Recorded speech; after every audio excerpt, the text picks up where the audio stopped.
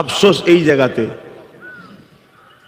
আপনি pant shirt পরেছেন, ওটা যতটা না আফসোস তার থেকে বেশি আফসোস এই জায়গাতে যে আপনি আপনার নেতার উপরে দরুদ পড়তে চাইছেন না, আর যদিও পড়ছেন ভক্তি নেই, ভালোবাসা নেই। অথচ একবার দরুদ পড়লে 10টা গুনাহ মাফ হয়, 10টা নেকি হয়, 10টা মাকামকে আল্লাহ বাড়িয়ে দেয়। জোরে বলুন সুবহানাল্লাহ। এইটাই আফসোস যে হাই রে কপাল, আমরা দুনিয়া সামান্য স্বার্থে কাফের নেতাদের পিছনে ঘুরে বেড়াই, ঝান্ডা ধরে সেরেকি স্লোগান দিই, গলা শিরা দেখা যায়। মুনাফিক নেতাদের পিছনে ঘুরে বেড়াই, ঝান্ডা ধরে সামান্য দুনিয়ার স্বার্থে গলা শিরা দেখায়, সেরেকি স্লোগান দিই, যে স্লোগানে সেরেক আছে, মুশরিক হচ্ছে আমাদের ঘরের ছেলেরা। এসব কথা সব হুজুর বক্তারা বলেন না রে বাবা, মালপানি কেউ পায় কেউ পায় না, অনেক ব্যাপার থাকে না, কথা বুঝছেন না, বোঝেন না। আবার কেউ বিক্রি হয় কেউ বিক্রি হয়নি, অনেক ব্যাপার থাকে। কিন্তু দুঃখ আমাদের, যারা আমরা নবীর পক্ষে কথা বলছি, আপনাদেরকে ভালোবাসি, বাঁচাবার চেষ্টা করছি, দুঃখ আমাদের এই জায়গাটাই যে দুনিয়াদারি করতে গিয়ে আমরা কতটা কি করে ফেলছি। মাত্র কদিনের, যদি খুব আপনি 50 বছর বেঁচেও থাকেন, 60 বছর বেঁচে থাকেন, তারপরও 35 বছরের জিন্দেগি তো, 15 থেকে 50। আচ্ছা, কবরে আমাদের কি হবে, হাসরে আমাদের কি হবে, আখিরাতে কি হবে, এটাই তো আল্লাহর পরীক্ষা। তোমাদেরকে সৃষ্টি করলো কে, এটাই ভাবো। কেন করলো এটা ভাবো। বিশ্বাস যদি আখিরাতকে করো, তাহলে আল্লাহকে ভয় করো। জান্নাতের যদি আশা রাখো, মুহাম্মদ রাসূলকে ভালোবাসো, এটাই তো আল্লাহর হুকুম। তুমি ভাবছো সমাজে হাজারো লাখো লোক জানাজা হচ্ছে, সব জান্নাত যাচ্ছে ভাবছো নাকি? হ্যাঁ, কিয়ামতের দিন আল্লাহ আদম আলাইহিস সালামকে বলবে তোমার সন্তানদেরকে জান্নাতে নিয়ে যাও। আল্লাহ কতজনকে নিয়ে যাব? আল্লাহ বলবে 1000-এ 1টাকে জান্নাত নিয়ে যাও, 999টা জাহান্নামে যাবে। তুমি কি ভাবছো?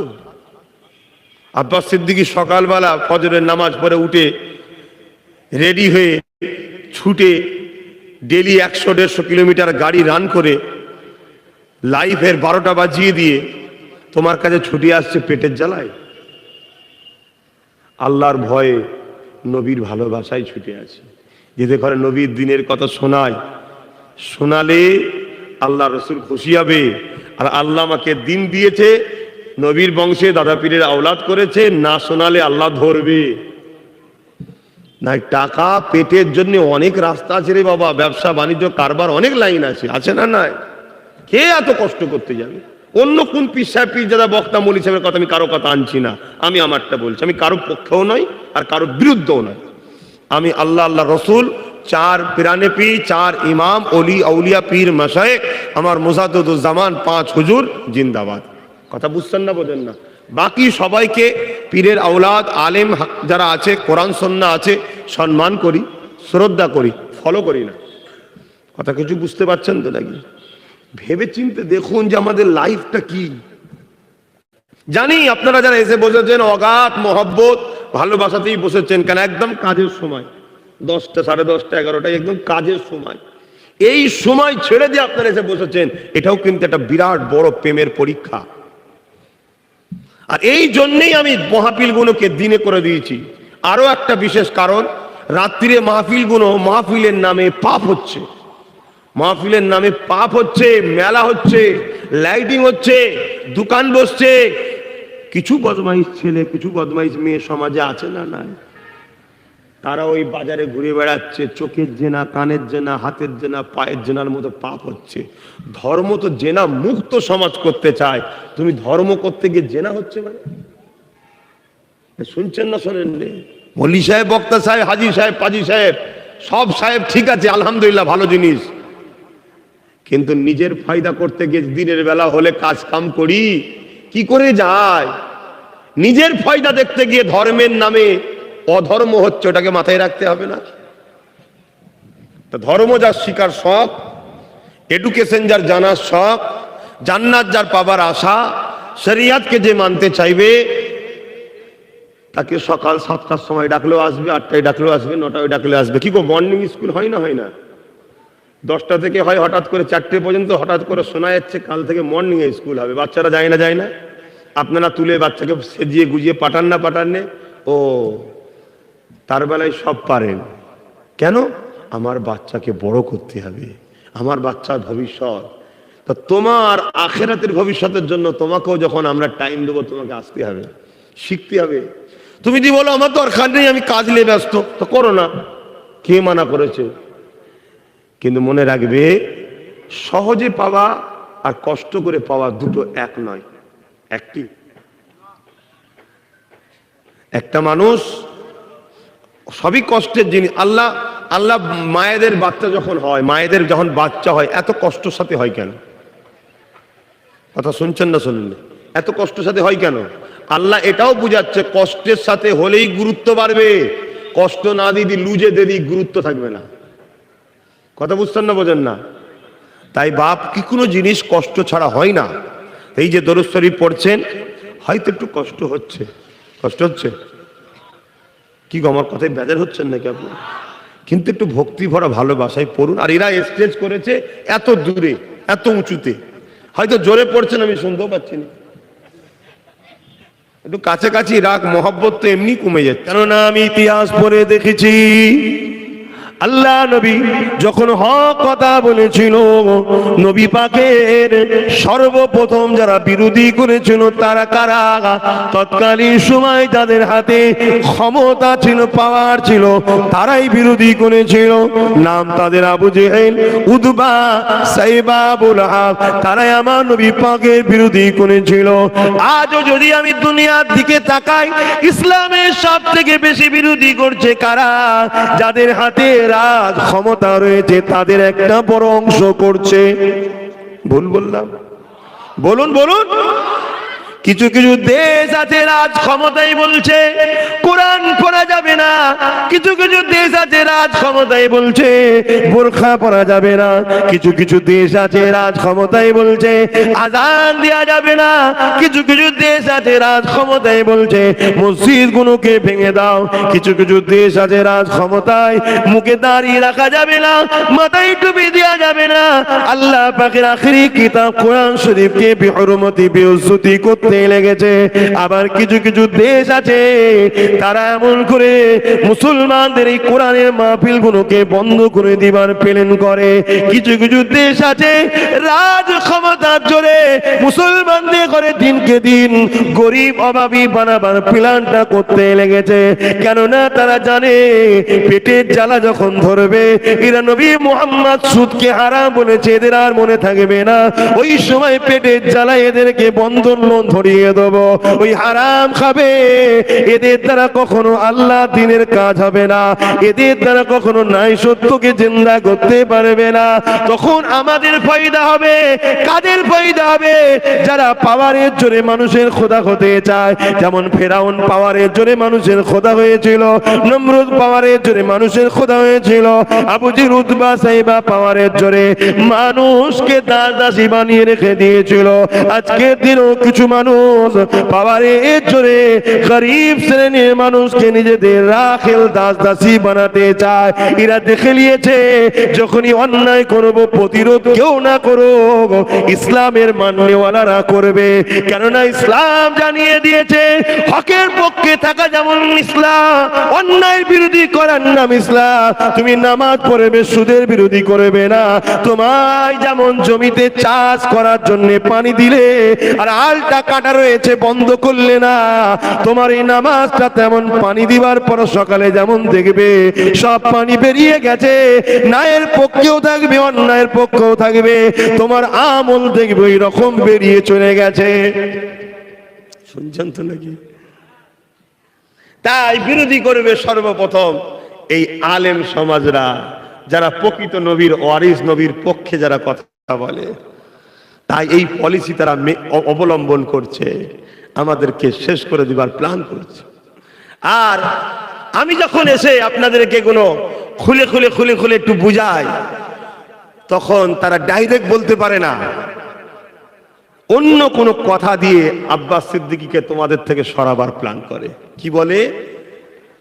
আমার বিষয়ে মিথ্যা মিথ্যা অন্য কথা বলে, যে কিছু কিছু ওদের কাটিং করবে, সেই কাটিংগুলোকে সমাজে ছড়াবে। কথা বুঝে আসছে না? তাহলে ফটো এডিটিং করা যায় না, যায় না? জানো না? জানো না? আমাকে একটা ফুল দিল না, ওই ফুলটা যে আমায় দিচ্ছে, ওই ফুলের জায়গাটা অন্য কিছু বসিয়ে দেবে, আর ওই দুজনের জায়গায় অন্য কারো মুখ বসিয়ে দেবে।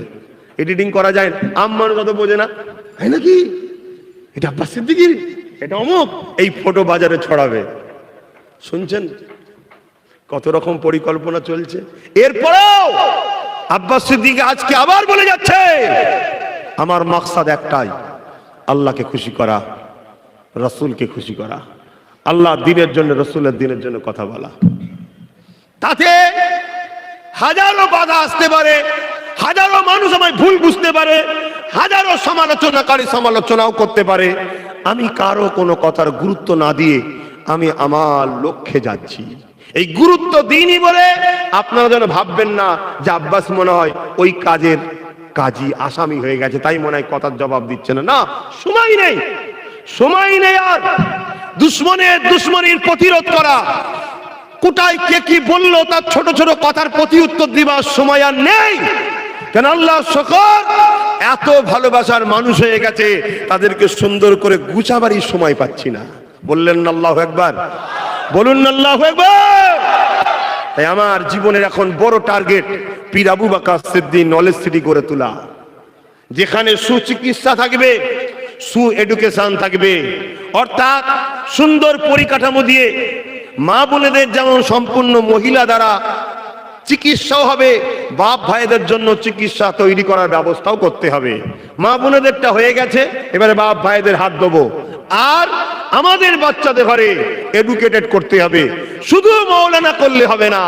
আমাদের সমাজে যেমন কোরআনের জাননেওয়ালা দরকার, সুন্নাত জাননেওয়ালা আলেমে হাক্কানি দরকার, তেমন আমাদের সমাজের বাচ্চাদের ঘরে জজও দরকার, উকিলও দরকার, পুলিশও দরকার, ডিএম দরকার, বিডিও দরকার, ভালো চরিত্রবান রাজনীতির লিডারও দরকার আমাদের বাচ্চাদের মধ্যে থেকে। আপনার আমার কথা পছন্দ নাও হতে পারে, যে হুজুর জলসা এসে এসব কথা বলবে কেন? হুজুর জলসা এসেছে মানুষের উপকার করতে, না ক্ষতি করতে। আমি উপকারের জন্য বললাম। আমি কি বলেছি যে এই লোকটা খারাপ, ওই লোকটা ভালো, এই লোকটা খারাপ, এই লোকটা ভালো? কাউকে বললাম এখন?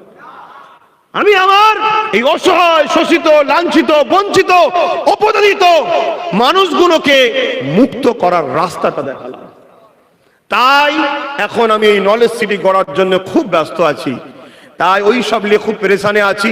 আপনারা খবর পেয়েছেন কি জানি না, আগামী 21শে অঘ্রাণ, 8ই ডিসেম্বর বাংলা হিসাব 21শে অঘ্রাণ, পীর আবু বকর সিদ্দিক নলেজ সিটিতে 100 বিঘে জমি 2019-এ কিনে আপনাদেরকে ডাক দিয়েছিলাম, কিনে ডেকেছিলাম, মনে রাখবেন, কিনে ডেকেছিলাম।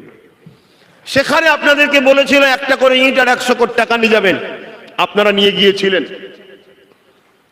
কিছু মানুষ গিয়েছিল দেখতে, কিছু মানুষ গিয়েছিল দিতে। যারা দিবার দিয়েছিল সেই টাকা আর ইট নিয়ে অনেক রকম কথাবার্তা সমালোচকরা বলেছে, তাদের জবাব একটাই, আল্লাহর কাছে তোমরা বিচার দেবে, অন্য কোনো জবাব নাই। দ্বিতীয় যারা দিয়েছিলেন তারা আজকের দিন পর্যন্ত জানে যে আব্বাস সিদ্দিকী কি আমরা দিইনি, আমরা দিয়েছিলাম, নলেজ সিটিতে দান করেছিলাম। অতএব দান যখন হয়ে যায়, নেকি আমি পেয়ে যাই, ও বিষয়ে আমার আর হক থাকে না। ও হক যার দায়িত্ব দিলাম সে যদি ঠিকভাবে পালন না করতে পারে সে জবাব দেবে, কিন্তু আমি আমার পাওনাটা পেয়ে গেছি, ঠিক না বেঠিক? তাই দাতারা এ নিয়ে অতটা মাথা ঘামাই না। তো সেইখানে প্রায় 2 বছরের বেশি লকডাউনে কেটে গেছে। লকডাউনে অফিস খোলা ছিল। এই জমিনটা কারো ব্যক্তিগত, পুরো ঘিরা আছে, এর ওপরে বিল্ডিং করতে পারবে এক্ষুনি না। এই জমি যদি সালি থাকে, একে শ্রেণী চেঞ্জ করে একে ভিটি করতে হবে, ঠিক না বেঠিক গো? আর এই জমিন তো পুরো পরিষ্কার। 2019-এ যখন গিয়েছিলেন জমিনটা কি পরিষ্কার ছিল? রাস্তা ছিল? রাস্তাও ছিল না। একটা মাল রাস্তায় মেন রোডে ফেলতে হতো, ছোট গাড়ি করে নিয়ে যেতে হতো। একবার যদি পানি হয়ে যায় হালকা, মানুষই চলতে পারতো না, এমন একটা জায়গা, ঠিক না বেঠিক? কিন্তু একসাথে অতটা জায়গা অন্য জায়গায় পাওয়া যাবে না। ফুরফুরা শরীফের জায়গা বিক্রি হয় না, কথা বুঝছেন না? পুরো ব্লক হয়ে গেছে, এত দাম। তাহলে সেই জায়গায় অত বড় জায়গা কিনলাম, কিনে সেটাকে 2 বছর লকডাউনে কাটলো, তারপরে কাগজ করতে দিলাম।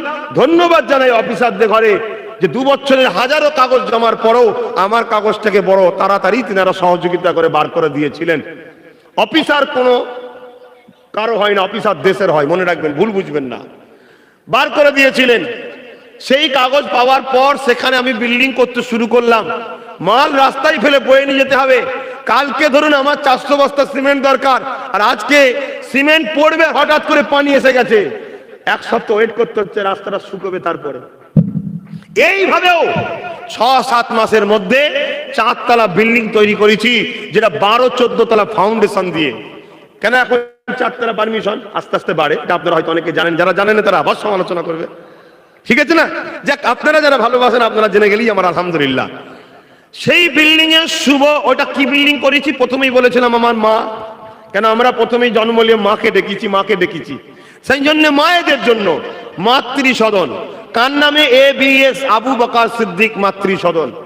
আবু বকর সিদ্দিকটা কে বলেন না গো?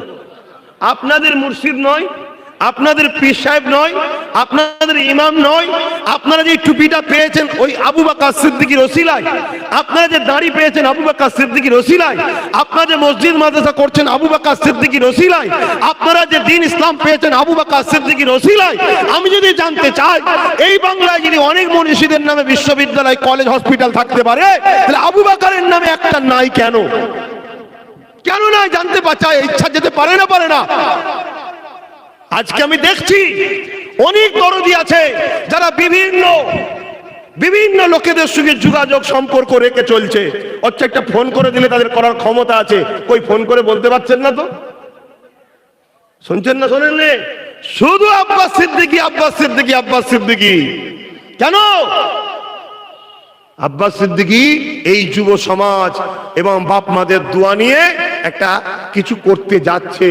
এটা যদি করে ফেলে, এমনি ওকে ধরা যাচ্ছে না, আর যদি করে ফেলে ওকে ধরবো কোথায়? কোথায় ধরতে চাইছেন আপনি বলুন না, কোথায় যেতে হবে? আব্বাস সিদ্দিকী আল্লাহর একটা দাস, নবী মোহাম্মদ রাসূলের একটা গোলাম, এটাই আমার পরিচয়। দ্বিতীয় আমার কোনো পরিচয় নেই। আমি মনে করি না যে আমি বিরাট কিছু ভিআইপি হয়ে গেছি, হ্যাঁ হয়ে গেছি। আরে কিসের ভিআইপি? সব থেকে বড় তো আল্লাহর কাছে ভিআইপি সে যে যত বেশি আল্লাহর দাসত্ব করে। জোরে বলুন সুবহানাল্লাহ। আল্লাহ দাসত্ব করতে পারেনি ঠিকভাবে, ভিআইপি কিসের আবার? হ্যাঁ, অত অহংকার, অত ভালো নয়। আজকে দুঃখের সাথে বলতে হয়, সেই দাদা হুজুর রহমাতুল্লাহ আলাইহির নামে একটা শহর তৈরি করছি। দাদা হুজুর যদি আমার একা হয় তাহলে আব্বাস সিদ্দিকী একা করবে, আর দাদা হুজুর যদি বলেন আপনাদেরও, তাহলে আমি একা করবো কেন? আপনাদের ঘরেও যেমন করছেন আগামীতেও করতে হবে। হাত তুলে বলুন, রাজি আছেন না নেই? রাজি আছেন? দাদা হুজুর আপনাদের তো নাকি? হাত লম্বা করে বলুন আলহামদুলিল্লাহ। তাহলে আপনাদের করতে হবে। যেমন এই বিল্ডিংটা দাঁড়িয়ে আছে, ওই বিল্ডিং এর 4 ভাগের 3 ভাগ আপনারা দিয়েছেন টাকা। ইট 90,000 ইট কম বেশি ওই নিয়ে গিয়েছিল বয়ে, সেই ইট আজকে বিল্ডিং এ লাগানো আছে। একটা ইট গিয়ে দেখবেন যে দিয়েছিলেন, বুকটা খুশি করে বলবেন যে আল্লাহ, একটা অনেক বড় কাজ করেছে আমার পীরের নামে। মাতৃ সদনে একটা ইট কিন্তু আমার ওর মধ্যে আছে। আমি চলে যাব, বিল্ডিং থাকবে, কবরের সওয়াব পেতেই থাকবে। কথা মাথায় ঢুকছে না? ঢোকে নে? তাই আপনাদেরকে আমি বলবো, আসুন, ওরকম একটা নয়, আমার ওখানে অনেক কিছু করার প্রকল্প সব শুনেছিলেন না? Engineering college, law college, medical college, junior English medium, senior English medium, Bangla medium, বহুমুখী শিক্ষা প্রতিষ্ঠান করার লক্ষ্য আছে না নাই? আপনারা করতে রাজি আছেন? আল্লাহকে সাক্ষী রেখে বলছেন রাজি আছেন? আলহামদুলিল্লাহ। তাহলে আপনাদের ঘরে 3 দিক দিয়ে আমাকে সাহায্য করতে হবে। হাত নামান। 3 দিক দিয়ে আমার পাশে দাঁড়াতে হবে, সাহায্য নয়, পাশে দাঁড়াতে হবে। কি? নাম্বার 1, বছরে একবার, লকডাউন ছিল বলে ডাকতে পারিনি, বছরে একবার 21শে অঘ্রাণ ডাকবো। বাপ ভাই সবাইকে যেতে হবে। এর পরের বছর থেকে ইনশাল্লাহ মা বোনেদের যাওয়ার ব্যবস্থা আমি করে ফেলবো। তখন মা বোনেরা যাবে, এই বছর মা বোন যাবে না। কেন? মা বোনদের ঘরে আলাদা পাকা পুক্ত টয়লেট দিতে হয়। বাপ ভাইদের একটু তেরপল কেটে দিলেই কাজ মিটে যাবে বাবা, কিন্তু মা বোনের তরফ দিতে পারবো না।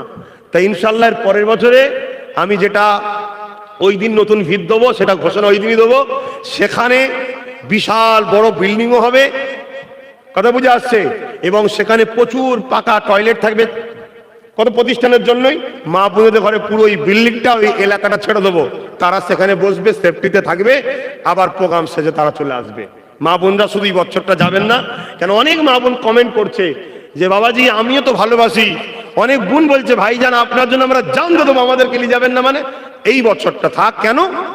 ওখানে পাকাপুক্ত যে বিল্ডিংটা হয়েছে এটা উদ্বোধন হবে, এইটা তো ওই দিন উদ্বোধন হবে, ওই টয়লেট গুলো ব্যবহার করে ফেললে একটা উদ্বোধনের সৌন্দর্য নষ্ট হবে, ঠিক না বেটি?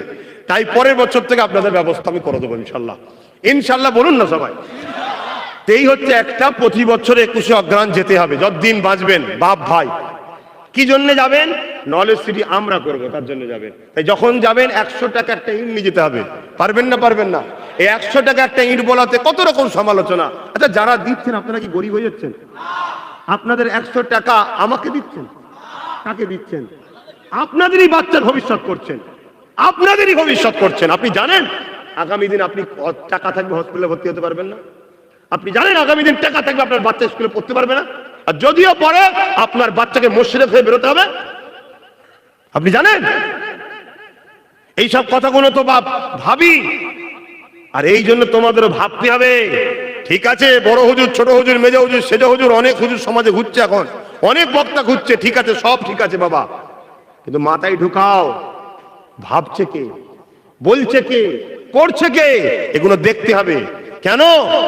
আমার বাচ্চা কি হবে আমার ভাবতে হবে, আমার বাচ্চার কি হবে। আব্বাস সিদ্দিকীর বাচ্চালে তোমার ভেবে লাভ নেই, ও দাদা হুজুরের ইসলাম মারা আছে, ও বড় হবে, আলেম হবে, বাবারা বাবারা চলে যাবে, তোমার বাচ্চাটা কি হবে? হ্যাঁ, অলরেডি এখনই শুরু হয়ে গেছে শিক্ষা প্রতিষ্ঠানে যে শিক্ষার নামে সেরেকি করানো হচ্ছে, এমন কিছু কিছু মন্ত্র পড়ানো হচ্ছে তাতে সেরেক চলছে। তোমরা জানো কি জানো না?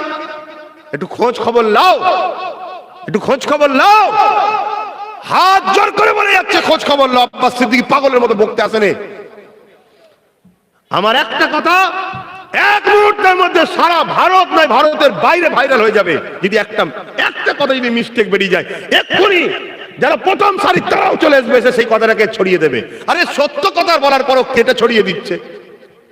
তাহলে আমি ভুল ভাল বকা ছেলে নয়, একটু বুঝে শুনে চলো। বহুত কঠিন সময় এসে গেছে। আমাদের জজ দরকার, আমাদের উকিল দরকার, আমাদের ডিএম দরকার, আমাদের পুলিশ দরকার। আমাদের বাচ্চারা দেশের গর্ব হবে আগামী দিন। করবেন না? কত বাধা বিঘ্নের উপর দিয়ে আজকে এইসব কাজগুলো করতে হয়। আপনাদের তো বলি না, আমি কেন বলতে যাব? আপনি শুনেও কি সমাধান করতে পারবেন? পারবেন না। ফালতু হচ্ছে, আপনি টেনশনে পড়ে যাবেন। চলো, একজনের উপর দিয়ে যা ঝড় ঝাপটা যাচ্ছে যাক, আপনাদেরকে বলিনি, কিন্তু আপনাদের কমন সেন্সটা একটা চেতনা থাকা দরকার। হাই রে, একটা জিনিস আজকে একটা বাড়ি করতে গিয়ে একতলা কি সমস্যা হয় আমাদের, কত টাকা খরচ, কত ঝড় ঝামেলা, কত সমস্যা। এ দাদা এসে বলে দেখা করিনি, ও দেখা করবি, কত রকম সমস্যা। তোমরা পড়ো না পড়নি বলো? আজকে অত বড় একটা প্রজেক্ট হচ্ছে, তুমি কি ভাবছো? তো সেই জায়গায় তাহলে নম্বর 1 প্রতি বছরে যেতে হবে, সাথে একটা ইট 100 টাকা। এই বছরও যাবেন তো নাকি? কি গো, ইনশাল্লাহ? ইনশাল্লাহ সাথে করে নিয়ে যাবেন। ওজন 2 বছরের ডিউ আছে, 200 টাকা দুটো ইট। ওটা চাপ নাই, ওটা খুশি মনে বললাম, ওটা যে মন চাই নিয়ে যাবে। কেন? আমরা ওই দিন 2টো প্রকল্পের ভিত দেবো, 2টো আবার প্রকল্পের ভিত দেবো আপনাদেরকে সাথে করে নিয়ে। তাই একেবারে সকাল সকাল ঢুকবেন, 10টা থেকে প্রোগ্রাম চালু, 10টাই নয়, আরো আধা এক ঘন্টা আগে ঢুকুন, আরো আধা ঘন্টা আপনাদেরকে পেয়ে গেলে আপনাদের হলে প্রোগ্রাম চালু করে দেবো। আর মনে রাখবেন গতবারে কি হয়েছিল, এত মানুষ গিয়েছিল গাড়ি ঢুকতে পারেনি। অতএব এখানে একেবারে ফজরের নামাজ 5টায় পড়বেন, সঙ্গে সঙ্গে গাড়ি ছেড়ে দেন। একদিন না একটু কষ্ট করবেন, নিজের ভবিষ্যৎ এবং একজন ভাই খুশি হবে, একটা ছেলে খুশি হবে। পারবেন না? অতএব সকাল সকাল চলে যাবেন। কবে বলুন? 21 অগ্রহায়ণ। দ্বিতীয় নম্বর, 2 লিটার পানির বোতল নিয়ে যাবেন, 1 লিটার না 2 লিটারই নিয়ে যাবেন। কেন? প্রয়োজন যখন হবে তখন বুঝবেন। 3 নম্বর, দুপুরের খাবারটা সাথে করে নিয়ে যেতে হবে। 12টায় প্রোগ্রাম শেষ, নামাজ হবে, নামাজের মুসাল্লা নিয়ে যাবেন, সবাই একসাথে নামাজ পড়বো, লক্ষ লক্ষ মানুষ নামাজ পড়বো। একটা বাপ একটা ভাই যদি দোয়া কবুল হয়ে যায়, আমরা তার ওসিলায় পার হয়ে যাবো ইনশাআল্লাহ। এটা আমাদের ঈমান। তাই লক্ষ লক্ষ মানুষের জামাত হবে, সবাই সেইভাবে প্রস্তুত নিয়ে যাবেন নামাজ পড়ার মতো, মুসাল্লা নিয়ে যাবেন। কত ভুল করেছি আমরা। আর গাড়ি মাঠে চলে যাবে, বাস আর লরি ছাড়া। গতবারে রাস্তা ছিল না, এবারে রাস্তাটাও করেছি, আলহামদুলিল্লাহ বললেন না? আপনারা গাড়িটা নিয়ে পুরো মাঠে যাবেন, কোনো জায়গায় দাঁড়াবেন না, যাবার সময় কোনো জিয়ারত নয়। যাবার সময় টোটাল মাঠে, আসার সময় জিয়ারত করে চলে আসবেন। যাবার সময় জিয়ারত নয়, সকালে সকালে যাবেন একদম সোজা। এটা পীরের আওলাদ আপনাকে আদেশ করছে, আদেশটা মানবেন। কেন জিজ্ঞেস করবেন না? আপনাদের ক্ষতি করেছি? তাহলে আপনাদেরকে বলছি, যাবার সময় সোজা মাঠে, আসার সময় জিয়ারত। আপনি যে দাদা হুজুরের জিয়ারত করতে যাবেন, সেই দাদা হুজুরের খুন বলছি আমি, আপনি সোজা মাঠে যাবেন, আসার সময় জিয়ারত করবেন। আর যেই দাদা হুজুরের নামে নলেজ সিটি করতে যাচ্ছেন, যে দাদা হুজুরের মাজার জিয়ারত করবেন, এতে দাদা হুজুর আপনার বেজার হয়ে গেল নাকি? কেন? এটা গেলে বুঝতে পারবেন। আর তবুও বলে যাই, যদি আপনি যাবার সময় দাঁড়িয়ে যান, রাস্তা জাম হয়ে যাবে, মানুষগুলো সব প্রেসান হয়ে যাবে। কথা বুঝে আসছে? 12টায় প্রোগ্রাম শেষ, আপনি 10টার আগে চলে যাবেন, 10টা থেকে 12টা। আর যাবার সময় কেউ যেন গাড়িতে মাইক বাজবেন না, রাস্তায় কোনো স্লোগান নয়, পান খেয়ে চারিদিকে গুটকা পিক ফেলা করবেন না, যেখানে সেখানে দাঁড়িয়ে চা পান বিড়ি এসব করবেন না। ইসলামে বিড়ি নিষেধ আছে, হ্যাঁ চা পান তবুও চলে, কিন্তু আপনি পান খেয়ে দেশের পরিবেশ নষ্ট করছেন। ঘরে হয় সিলিমচি আছে, পিকদানি আছে, এগুলো করবেন না। এগুলো আমার ভালোবাসার মানুষ হিসাবে আমি আপনাদেরকে বুঝাবার দায়িত্ব বললাম। এগুলোর মধ্যেও ধর্ম আছে, এটা ধর্মেরই শিক্ষা হচ্ছে। আপনি মনে রাখবেন, এই মাইক বেজে নিয়ে যাবেন না, চুপচাপ যান। যদি এই আহলে সুন্নাত ওয়াল জামাতের পতাকা, এটা এই যে দেখছেন না, এই যে ঝান্ডা ঝুলছে আহলে সুন্নাত ওয়াল জামাতের ঝান্ডা, এই ঝান্ডা যদি থাকে গাড়ির সামনে বাঁধবেন, নাই বাঁধার দরকার নেই। নলেজ সিটি ব্র্যাকেটে ফুরফুরা শরীফ লিখে চলে যাবেন, একসাথেই যাবেন। 10টা 5টা 2টো 4টে গাড়ি একসাথে চলে যাবেন। একসাথে বা সব 500 গাড়ি একসাথে বেরোবার স্বপ্ন দেখবেন না, তাহলে অনেক ডিস্টার্ব হয়ে যাবে। এইভাবে আপনারা সকলে যাবেন। আশা রাখছি আপনাদের নিয়ে ওই দিন 2টো প্রকল্প, বিল্ডিং এর নয়, 2টো প্রকল্প, প্রয়োজন হয় 4টে বিল্ডিং করতে হতে পারে, সেটা কি ওই দিন বলবো। কিন্তু 2টো প্রকল্প, ওই 2টো প্রকল্প কি, অনেক কটা প্রকল্প আমাদের আছে। যেমন সুপার স্পেশাল হসপিটাল করবো আমরা কি বলে, engineering college, law college, medical college, nursing college, junior English medium, senior English medium, তারপরে সম্পূর্ণ মহিলাদের জন্য মিশন। আমার বেটিদেরকে পড়াবো, তোমরা যদি আমার ভাই হও, তোমাদের মেয়ে আমার মেয়ে হয়, আমার বেটি হয়, তার আমি চাচা হই, আমাদের বাচ্চা তারা, তাদেরকে পড়িয়ে লেডি ডাক্তার বানাবো, সব আমার স্বপ্ন আছে বাপ। আপনারা সাথ দিলে ইনশাল্লাহ আল্লাহর দয়াতে 10 বছরের মধ্যে টোটাল নলেজ সিটি আল্লাহ চাইলে কবুল হয়ে যাবে ইনশাআল্লাহ। আপনারা আছেন তো নাকি? শুধু হাত তোলাতে যাবেন। কবে? সবাই একবার মুখে বলুন। কখন পৌঁছাবেন? 10টাই তো শুরু রে বাবা, আরো আগে চলে যাবেন। না হয় যে দেখবেন বাইরে রয়ে গেছে। অনেকে ফোন করছে যে ভাইজান আমরা কি রাত্রিরে যেতে পারি? দূরে দূরে যারা আছে, উত্তরবঙ্গ তো পুরো রাত্রিরে আসবে, ওদেরকে বলে দিয়েছি। মালদা, মুর্শিদাবাদ, দিনাজপুর, জলপাইগুড়ি, শিলিগুড়ি সব জায়গায় আল্লাহ কারে বেড়েছে ভাইজানের ভালোবাসার লোক। চাচা মুরব্বীরা, আপনার বাবাজির ভালোবাসার মানুষ বেড়েছে, কমে নে। আপনি হয়তো একটু দেখতে বাজারে পাচ্ছেন না, কেন একদল সন্ত্রাস জুলুম করছে, তাই গরিব মানুষ তো। আমি তাই বলেছি চুপ থাক, কেন আমার রসুলের সাহাবাদের উপরে যখন জুলুম হয়েছিল, নবী বলেছিলেন বাবা একটু চুপ থাকো, আল্লাহ দিন দেবে। সেই নবীর দেখানো কথা দিয়ে আমি বলেছি একটু চুপ থাক বাবা, আল্লাহ দিন দেবে, দিচ্ছে তো। বুঝতে পারছেন না? খোদার গজব হচ্ছে, দেখছেন না জালিমদের উপরে? আরো হবে, এখন অনেক বাকি আছে। এই তো সবে ধোঁয়া উঠেছে রে বাবা, প্রচুর খোদার গজব হবে। আর এদেরকে যারা সাহায্য করছে, আল্লাহ এদেরও বিচার করবে। কথা বুঝে আসছে? কেন এরা মসজিদের দুশ্মন, মাদ্রাসার দুশ্মন, মানুষের দুশ্মন, কওমের দুশ্মন, গরিবের দুশ্মন এরা। তো ভাই আমি যে কথা বলছিলাম, তাহলে সেই জায়গায় ওরা সব উত্তরবঙ্গের রাত্রিরে চলে আসবে। এবং এই আশপাশের কিছু দূরের লোক ফোন করছে যে আমরা কি যেতে পারি রাত্রিরে। আমি তাদের উদ্দেশ্য করে বলেছি, আজকেও আপনাদেরকে শোনাচ্ছি, যদি কেউ মাথায় রাখেন যে আমরা রাত্রিরে চলে যাব, রাত্রিরে মানে গভীর রাত্রিরে নয়, আপনাকে 10টার মধ্যে, তার আগের দিন 10টার মধ্যে চলে যাবেন। 10টায় গিয়ে যেমন যারা আসছে নিজে থেকে সব ম্যানেজ করে নিয়ে যাবেন, তাবু টাবু করে থাকবেন, শীতের কাপড় নিয়ে যাবেন, সারা রাত ওখানে ঘুমাবেন। পরের দিন সকালে উঠে তাবু খুলে ফ্রেশ হয়ে গোসল করে নেবেন, পাশে নদী আছে, গোসল করে নিয়ে বসে যাবেন। এইভাবে যদি যেতে পারেন যাবেন। আর নাই রাত 3টেই ঢুকবো, 2টোই ঢুকবো, 1টায় ঢুকবো, গাড়ি যেখানে খুশি রেখে দেবেন, এটা হবে না। এলাকার মানুষকে লক্ষ্য করে বললেন, ও আমার এলাকার মানুষের এদিকে আসো। সবাই জড়ো হয়ে গেল। আল্লাহ নবী সবাইকে লক্ষ্য করে বললেন, তোমরা আমাকে কোন নজরে দেখো। শুনছেন তো? সকলে বলতে লাগলো, ও আব্দুল্লাহর বেটা মুহাম্মদ সাল্লাল্লাহু আলাইহি ওয়াসাল্লাম, তুমি অবশ্যই খুব ভালো, কেননা ছোটবেলা থেকে তোমাকে কোনোদিন ঝগড়া করতে দেখি না, কোনোদিন মিথ্যা বলতে দেখি না, কারো লুটে খেতে দেখি না, কাউকে কষ্ট দিতে দেখি না, কারো ক্ষতি হোক এটা কখনো আমরা দেখিনি, কারো পরচর্চা পরনিন্দা, কারো সঙ্গে ঝগড়ায় জড়িয়ে যাওয়া, এমন কোনো অভদ্রপনা ব্যবহার দেখি না, কোনো নারী ঘটিত কোনো সমস্যা তোমার মধ্যে কখনো দেখি না। এ মুহাম্মদ, এটা আমরা বলতে পারি আমাদের এলাকায় তোমার মতো এত ভালো মানুষ দ্বিতীয় কেউ না। এটা কারা বলছে? মুসলমানরা বলবেন তো? কারা বলছে? যারা এক আল্লাহ মানে না, 360টা আল্লাহ মানে, নকল খোদা, তারা বলছে। আল্লাহ নবী তাদেরকে বললেন, তোমরা আমাকে যখন এতটাই বিশ্বাস করো, ভালোবাসো, এতটাই শ্রদ্ধা যখন করো, সম্মান করো, আমি মুহাম্মদ যদি বলি একটা পাহাড়ের দিকে লক্ষ্য করে বলল, ওই পাহাড়টা দেখছো, ওই পাহাড়ের পাদদেশে একদল লোক রয়েছে যারা তোমাদেরকে এসে হত্যা করবে তৈরি হয়ে আছে। আমি মুহাম্মদ যদি বলি তোমরা কি মেনে নেবে? ওই সময় তারা বলেছিল, কারা?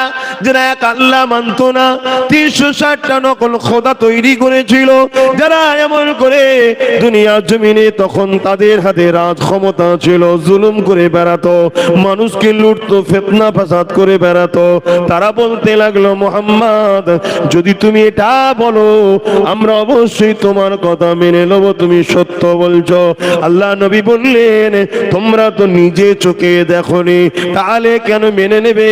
ওই সময় তারা বলেছিল, ও আব্দুল্লাহর বেটা মুহাম্মদ সাল্লাল্লাহু আলাইহি ওয়াসাল্লাম, জীবনে কোনোদিন ছোটবেলা থেকে দেখছি তুমি মিথ্যা কথা কখনো বলনি, তুমি হলে আলামিন চিরসত্যবাদী, তাই যদি থাকে তবেই তুমি বলবে, যদি না থাকে তুমি বলবে না। এতটা বিশ্বাস তোমার উপরে আছে, তুমি মিথ্যা বলতে পারো না। চিন্তা করে দেখুন কারা বলছে, যারা এক আল্লাহ মানত না।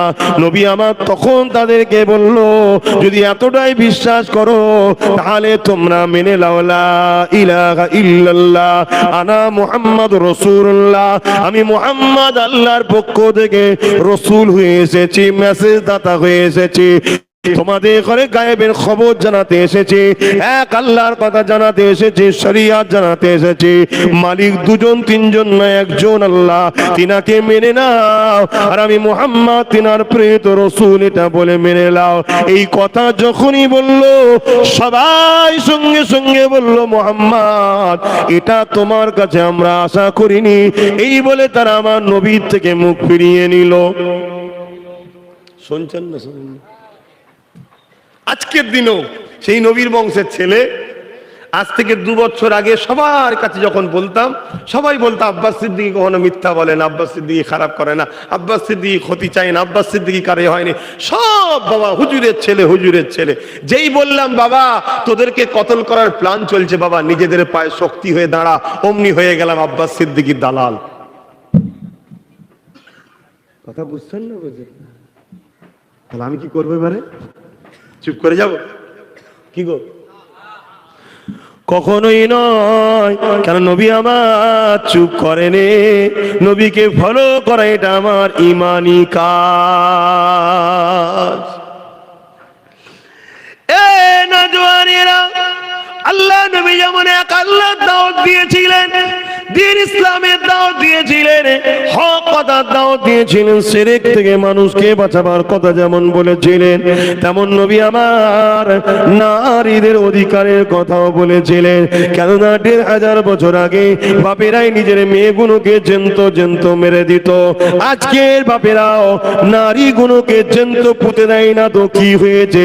আজকের বাপেদের কন্যা সন্তান হলে আকসার বাপের মুখে চেহারাখানা বিগড়ে যায় এবং ওই কন্যাটাকে পূজা মনে করে তাড়াতাড়ি যে কোনো ভাবে পার করিয়ে দিবার প্ল্যান করে। ওই মেয়েটা এমন একটা খবিশের পাল্লায় পড়ে গেল, দেখা যাচ্ছে সারা জীবনটা জ্বলে জ্বলে মরছে। সেদিনের বাপগুলো তো জ্যান্ত পুঁতে দিত, আজকের কিছু বাপ আছে জ্যান্ত রেখে তাকে তিলে তিলে তিলে তিলে মারতেছে। কি গো ভুল বললাম? এই হ্যাঁটা না বলবেন, যদি না হয় তো সেটাও বলুন যে আপনি ভুল বলছেন। ভুল বলছি? এই কথা যখনই বলবো তখনই তো সমস্যা। হ্যাঁ কি গো সমস্যা নাই? সেদিন মক্কার জালিমরা, পৃথিবীর সন্ত্রাসীরা, অত্যাচারীরা নারীগুলোকে বড় অসহায় অপমান করতো, অপদস্থ করতো, জ্যান্ত পুঁতে দিত। আর আজকে সমাজের সন্ত্রাস জালিম কিছু হয়েছে, এরা নারীগুলোকে জ্যান্ত মেরে দেয় না, কিন্তু কিছু ছেলের বাপে হয়েছে তারা ওই নারীগুলোকে এত অপমান করে যে নারীগুলোকে পয়সার জন্য ঘরে নিয়ে আসে, নচেত নিয়ে আসতো না। কি গো আজ অসুবিধা হচ্ছে? পণ ছাড়া বিয়ে হয়? তাহলে নারীর বিরুদ্ধে না পক্ষে এরা? হ্যাঁ আজ করবনি চলে যাবো? তুমি খুব ভালোভাবে জানো আব্বাস সিদ্দিকীকে, জানতে বাংলার কেউ বাকি নেই আমি কেমন, টেরা না বেকা না চোরা নাকি সব জেনে গেছে। জানেন না? জানেন না? হ্যাঁ এবার জেনে জেনে জেনে জেনে একটা জায়গায় দাঁড়িয়ে গেছি আমি, যে লিভার ঠিক হজম করতে পারে সে লিখছে এখন, আর যে হজম করতে পারে সে আমার কাছে যায়নি। ও বাবা ও বিরাট খুব কড়া জিনিস, ও ছোঁয়া যাবে না, হাত পুড়ে যাবে। আর যে প্রকৃত রান্নি সে জানে আমার আগুনেই কাজ আছে, সে নিয়ে আসে আমার। অতএব হজ করতে হবে এমন ব্যাপার নয়, এসেছি এটাই কপাল। কথা বুঝে আসছে? কিন্তু এটা সরাসরি দেন, আমি হজটা কি ভুল করছি? আজকে নারীদের উপরে জুলুম হয় না? হয় না? হ্যাঁ এ নজওয়ানেরা, আল্লাহ নবী নবী নবী আমার পরের দিন আবার গেলেন, এলাকার মানুষদেরকে আবার দাওয়াত দিতে লাগলেন। বাবারা তোমরা এক আল্লাহকে মেনে নাও, আমাকে রসুল বলে মেনে নাও। মক্কার জালিমেরা আল্লাহ নবীর সঙ্গে বিয়াদবি করে ফেললো। বাবারা মাগারা এতিম এসে নবী আমার কাঁদতে লাগলে। আমার আল্লাহ বাবা দিয়ে দিলেন, হাবিব আপনি কেন এত পেরেশান হচ্ছেন, এত কেন কষ্ট নিচ্ছেন? আপনি মানুষকে সত্যের খবরটা দিয়ে দেন, কে মানবে না মানবে আমি আল্লাহ বুঝে নেব। আল্লাহ নবী তথাপি আবার গেলেন। কেন গেলেন? নবী আমার আমাদেরকে আপনাদেরকে ভালোবাসে, যে আমি যদি বারবার যাই একটা দুটো কোনো যদি পরিবর্তন হয়ে যায়।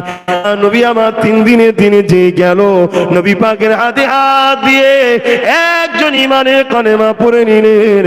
তিনি অন্য কেউ নয়, আমার মুজাদ্দেদ জামানে 30 পোস্টের ঊর্ধ্বতম পূর্বপুরুষ সাইয়্যিদুনা হযরত আবু বকর সিদ্দিক রাদিয়াল্লাহু তাআলা আল্লাহ নবীর প্রথম খলিফা।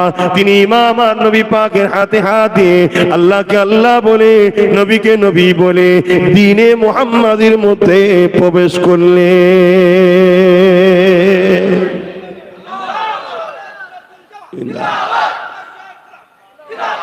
এ নজওয়ানেরা, আল্লাহ নবী আবার মানুষকে বুঝায়, কেউ শুনতে চায় না। আল্লাহ নবী আবু বকরকে সাথে করে নিয়ে কাবা শরীফের পাশে দাঁড়িয়ে গেলেন। আবু বকর সবাইকে ডাক দিল, বাবারা এদিকে আসো বাবা। সবাই চলে আসলো। আবু বকর জিজ্ঞাসা করলো, এ আমার এলাকার মানুষেরা, আমি আবু বকর সম্বন্ধে তোমাদের কি ধারণা রয়েছে? সবাই একটাই কথা বলেছিল, ও আবু বকর তুমি বড় ভালো ছেলে, তুমি বড় ভালো মানুষ, কখনো কোনো ঝগড়া ফিতনা ফাসাদে তোমাকে আমরা দেখেনি। তাই আমার নবী পাকের সাহাবী হযরত আবু বকর সিদ্দিক এই কথাটা শুনে এলাকার মানুষদিওকে বলল, তোমরা আমাকে মূর্খ ভাবো না, জ্ঞানী ভাবো। তখন তারা বলেছিল, আবু বকর তোমার কাছেই তো আমরা যাই কোনো সমস্যায় পড়ে গেলে জটিল মিটাবার জন্য, কেননা তুমি আমাদের সমাজে একটা শিক্ষিত ছেলে, ভদ্র ছেলে, তাই তোমার কাছে যায়। আল্লাহ নবী সাহাবী হযরত আবু বকর বলেছিল, শোনো, যখন তোমাদের এটাই ধারণা, আমি আবু বকর বলে দিই, লা ইলাহা ইল্লাল্লাহু মুহাম্মাদুর রাসূলুল্লাহ, আল্লাহ ছাড়া কোনো ইলাহা নাই, ইনি মুহাম্মদ রাসূল। আমি আবু বকর মেনে নিয়েছি, তোমরাও ইনাকে রাসূল বলে মেনে এক আল্লাহ দাসত্ব করো। এই কথাটা যেই বলেছে, অমনি যারা বলেছিল তুমি ভদ্র সভ্য, তারাই চারিদিক থেকে পাথর নিয়ে আবু বকরকে লক্ষ্য করে মারতে লেগেছে। শোনো গো যুবকেরা, এই খুন ছড়া অভ্যেস আছে গো। তাই আমরা আজও দুনিয়ায় অন্যায় দেখলে মুখ খুলে থাকি, কারণ আমাদের পূর্বপুরুষ হযরত সিদ্দিক আকবর আল্লাহ দ্বীনের জন্য, হকের জন্য, মানবতার জন্য, ইনসাফের জন্য, ইনসানিয়াতের জন্য সর্বপ্রথম কাবা জমিনে রক্তকে ঢেলে দিয়েছিল। এত মারা মেরেছিল, আল্লাহ নবীর সাহাবীর শরীর থেকে এত রক্ত বেরিয়েছিল, অজ্ঞান অচৈতন্য হয়ে কাবা জমিনে পড়ে গিয়েছিল। ওই দিন নিষ্ঠুর বেঈমান সন্তানের সেরা জালিমেরা আল্লাহ নবীকে তারাও ছাড়েনি, নবী পাকের উপরও জুলুম করেছিল। এতটা সহজে ইসলাম আসেনি। চিন্তা করে দেখো, জিনাকে না বানালে লাউলা কালামা খালাকুল আফলাক, এই জমিনকে আল্লাহ বানাতো না, আসমানকে আল্লাহ বানাতো না, চাঁদ বানাতো না, সূর্য বানাতো না, তোমাকে আমাকে বানাতো না, আদম সফিউল্লাহকে বানাতো না। জিনাকে আল্লাহ সর্বপ্রথম বানিয়েছেন তিনি মুহাম্মদ রাসূলুল্লাহ। সেই নবী পাকের উপরে হকের পক্ষে থাকার জন্য কি জুলুম অত্যাচার হলো ভেবে দেখো। আর নবীর পাশে দাঁড়ানোর জন্য আবু বকরের উপরে কি জুলুম অত্যাচার হলো ভেবে দেখো। আজ তুমি বলবে আমি ইসলাম মানবো, আল্লাহ মানবো, নবী মানবো, হকের পক্ষে থাকবো, তোমার উপরে একটু চমকানো, ধমকানো, মিথ্যা কেসের ভয় বা জুলুম হবে না, এটা তুমি কেন ভাবছো? এটা তো তোমার উপরে হবে কম্পালসারি, কম্পালসারি। তবে শুকরিয়া আদায় করো যে জুলুমটা বেলালের উপরে হয়েছে, ওই জুলুম তোমার উপরে হয়নি।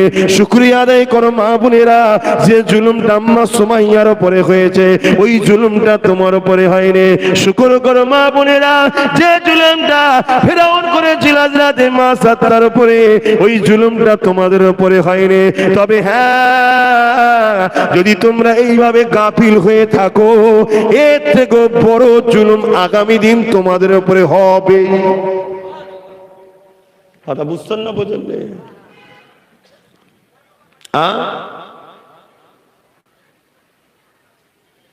এখনো সময় আছে, সুধরে যাও, ফিরে আসো কোরআনের দিকে, রাসূলের দিকে, আল্লাহ ওয়ালাদের দিকে। আর একটা ঠিক করো, একটা, এই এক গাদা সব বক্তার অশ্বনের এক গাদা হুজুর হয়ে এই সব সমস্যা বেড়েছে বেশি। ভালোবাসো সবাইকে, কিন্তু সবাইকে ফলো করো না। চারটে ইমাম, কটা ইমাম বলুন বলুন? ভালোবাসেন কজনকে? চারজনকে। ভালোবাসেন কজনকে? চারজনকে। মানেন, ফলো করেন কজনকে? একজনকে। আপনারা কোন ইমামের অনুসারী? এটা বলতে পারছেন না? কোন ইমামের অনুসারী? হানাফি ইমামে আজম নোমান বিন সাবেত, আবু হানিফা। নোমান বিন সাবেত ওনার নাম, অনেক বড় ইতিহাস আছে। হানাফি আমরা, ঠিক তো নাকি? কিন্তু চারটেই হক, আহলে সুন্নাত ওয়াল জামাতের। অতএব বাপ আলেম উলামা, আল্লাহ করে ঠিক আছে বাপ, সবই হক, লাও বাবা। আমি আম মানুষ, অত বুঝি না, আমি একজনকে ধরে থাকবো, ঠিক না বেটি? আজ আমাদের ইদিক উদিক করতে করতে আমাদের সব সিলসিলার মুরিদগুলো সব বিভ্রান্তিতে পড়ে গেল। কথা বুঝে আসছে? এদিকে যেতে বলছে, ও ওদিক যেতে বলছে, ওদিক যেতে বলছে, এদিক যেতে বলছে, মুরিদ বিভ্রান্তির মধ্যে পড়ে যে কি করি বলতে কি। এজন্য বললাম এই কথাটা, রিজকানের ছোট্ট একটা কথা। বেজার হলো নাকি? হলো বাপ, একটাই বলতে পারি, দূরে থাকবেন। কেন? বর্তমান পরিস্থিতিকে সামনে রেখে এক একজন যেমন এক এক রকম ভাববে, চিন্তা মাইন্ড করছে। আমিও কিছু একটু বুঝতে পেরেছি। আমি দেখেছি আমার 5 দাদর মুরিদ, সেই 5 হুজুর কেবলার মুরিদ, তিনাদের আদর্শ ছিল কেমন? বড় হুজুর পীর কেবলার কাছে যিনি বায়াত হয়েছেন, উঠা বসা করতেন। বড় হুজুরকে যিনি পীর বলে বা পীর ভাই বলে যেটাই হোক মেনে নিয়েছে, তারা সব বড় হুজুরের সঙ্গে লেনদেন, উঠা বসা। বাকি 4 হুজুরকে কিন্তু সম্মান করত, ভালোবাসত, পিয়ার করত, আদব করত। আর যিনি মেজো হুজুরকে মেনে নিয়েছিলেন, তিনি আরো 4 হুজুরকে আদব করতেন, ভালোবাসতেন, সম্মান করতেন, পিয়ার করতেন। যিনি সেজো হুজুরকে মেনে নিয়েছিলেন, তিনি সেজো হুজুরের সঙ্গে উঠা বসা, লেনদেন, কিন্তু বাকি 4 হুজুরকে আদব, সম্মান, পিয়ার করতেন। যিনি 9 হুজুরের মুরিদ বা উঠা বসা করতেন, 9 হুজুরের সঙ্গে যোগাযোগ ছিল, বাকি কিন্তু সম্মান, আদব, পিয়ার করত।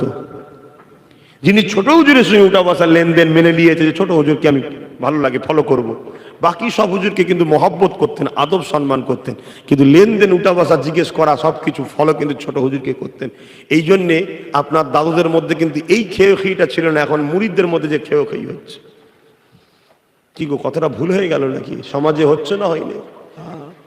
তাই আমি বলবো, আমি তো অন্যজনদের মতো পারবো না যে এর এই সমালোচনা, ওর ওই সমালোচনা করতে পারবো না।